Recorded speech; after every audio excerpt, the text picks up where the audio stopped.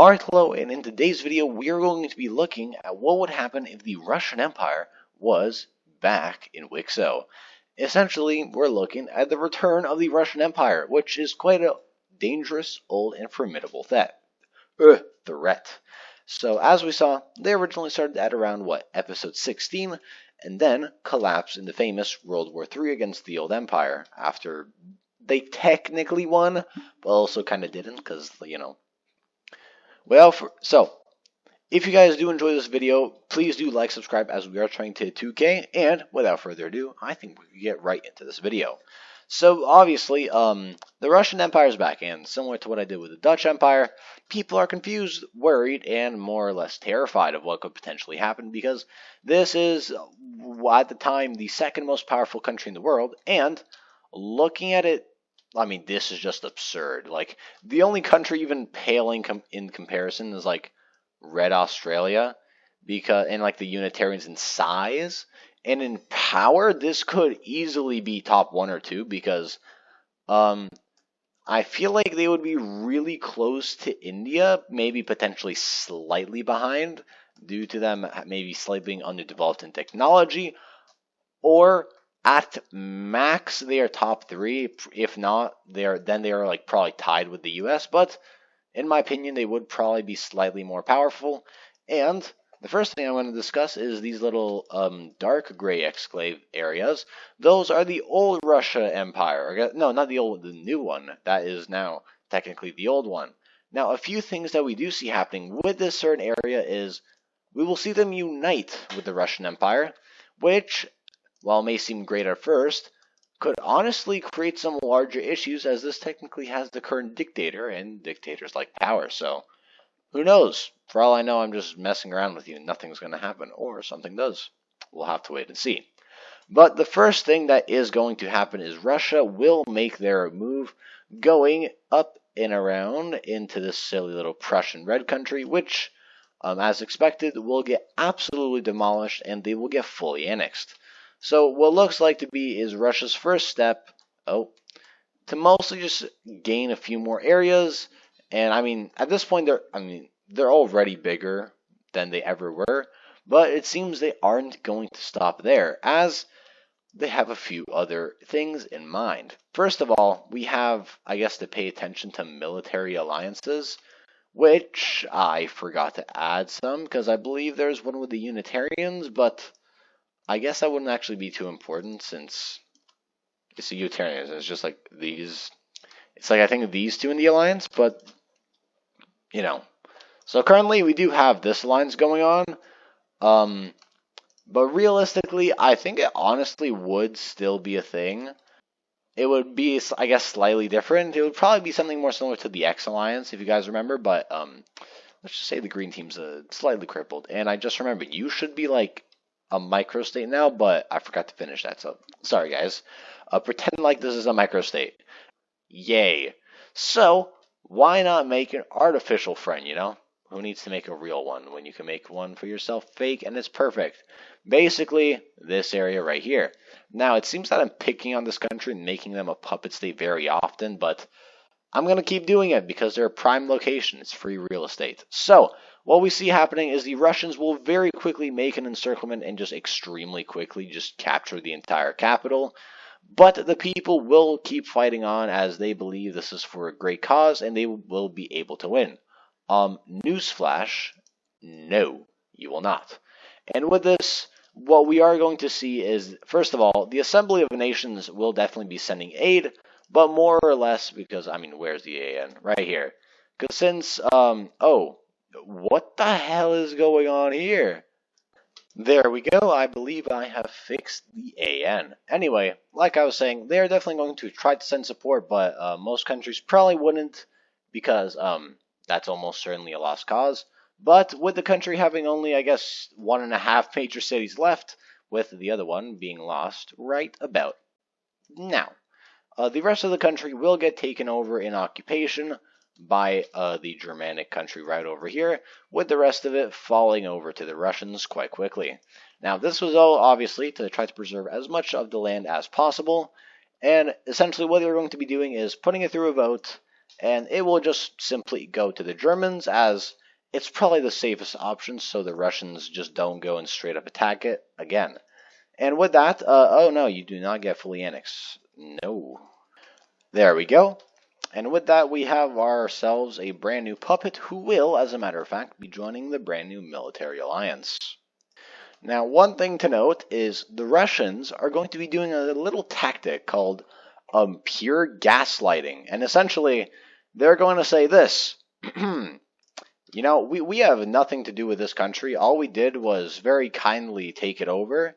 And we even left it alone afterwards, you know? They just wanted to join our country, and, you know, it's kind of rude and evil of you for just, you know, straight up, like, annexing their land. That's kind of crazy, bro. Like, I think you're, like, kind of crazy. So, with that little statement, not exactly, obviously, it's, basically prime rage bait on the AN and most of these countries, which they definitely do not take lightly. And also, let me fix this border a little, because this looks funky. What we are going to be seeing is the Russians will continue their expansion on an enemy, sort of, at least in the newer times, being the pink team. Now, not too long ago, they have gone to war, and honestly, this is going to cause a lot of issues, which is the real reason they don't get attacked in the main series yet. I mean, they probably will be. But so far, they don't really care, as I mean, they are basically probably like close, if not tied, for the top 1 power. So what will be happening is they will have a large sweeping kind of happen in this northern area, as they will at least attempt to get as much land as humanly possible in this area, which will go quite well, as they will at least try to make their way towards this major city, which does go successfully, and apparently this area doesn't. There we go.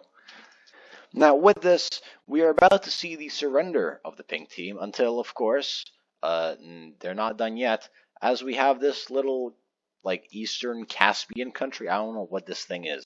Point is, they will make their invasion of this country as well, as they will reach up to this major city right here and go and continue their way into this second one right here, being honestly surprisingly efficient and even making all of these areas very easily conquered, because this was... no one expected this. This was extremely random. But they will even reach up to this major city right here until peace is finally agreed upon. So now we can look at a peace negotiation.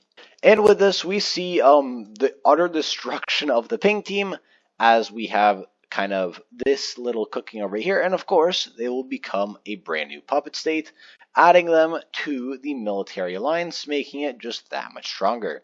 So that is way too thick. We could get looking something like so, as well as this right here. Whoa. And the main reason this country does join the alliance, which people do learn, is because essentially they were promised all these lands in the north very easily, even with some Russian support. All they had to do was just join our alliance and, you know, help us with this area over here, which at this point we kind of see Russia gaining more and more influence in, I guess, the Central Asian area with all these smaller countries. And this is obviously quite scary, which is why we are going to be seeing a brand new alliance pop up. Now, this alliance is going to be a very interesting one, with it being called the NRA. No, the ARA. I fumbled the name. Essentially being anti-Russia alliance.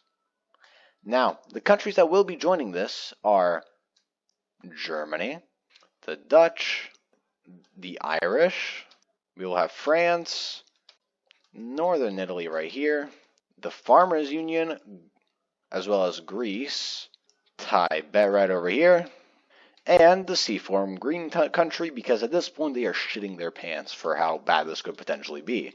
So in the end, we have the ARA looking something like this, with it having the most having the most influence over here in Europe, but also stretching throughout mainly 2 countries, being Tibet over here and the Seafoam Green country up in the north. Are you goddamn kidding me? Basically, what happens is Norway, through a bit of miscommunication and a bit of fumbling, accidentally invade into Russian territory a little too early, although they were planning to make an invasion, except it was a little early, But luckily for them, with this early invasion, they are able to encircle a major city and almost kick the Russians out of this area completely.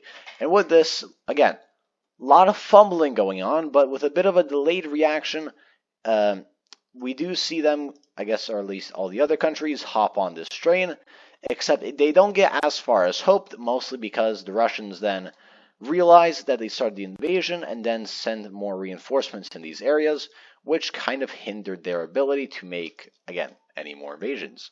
But we will still see success, at least in this country, as they are able to get almost entirely steamrolled, since in the end, Russia wasn't really too focused on this, but more for it to be a distraction. This is because they are about to have a very interesting time, as they will make their way into. Essentially, the Farmers Union here is not going to have a great time. They've got, like, let's just say they're getting flashbacks from the Third World War, and it's going to be going on all over again, as they will go back to this major city and continue their way to the second one, and essentially capture all of this coast over here. Anyway, the Farmers Union will be making a small invasion in this area, and actually even capturing one major city. Again, this is mostly with reinforcements coming from the west, which look something like this. So essentially you have a lot of these countries helping you out. Now, taking our eyes off that, we could look at a brand new front, essentially being over here. Now, this is where the Central Asian countries are going to try to kick in. Because since Russia is going to be mostly focused in Europe, since they aren't that strong to focus on all these fronts, that is mostly going to be up to the Central Asian countries, which, with a lot of support, they are able to make their first invasion, capturing this major city up in the north over here, making it look something like this. Although, let's just say it's going to go a little worse, as we see Tibet, a superpower, making their way and kind of crushing this area of the south, making their way over here, and it begins to look not so fun for their little offense purposes. But this luckily does give them some breather, essentially giving it to look something like so. But let's just say it isn't going very well. Now the other area is surprisingly the Seafoam Green country, as they are not going to fumble, and actually what they're going to do is have quite a good time, as they are able to capture all of this. Now this is what I call top 5 lock-ins, or for Russia not caring enough for the East to really do anything.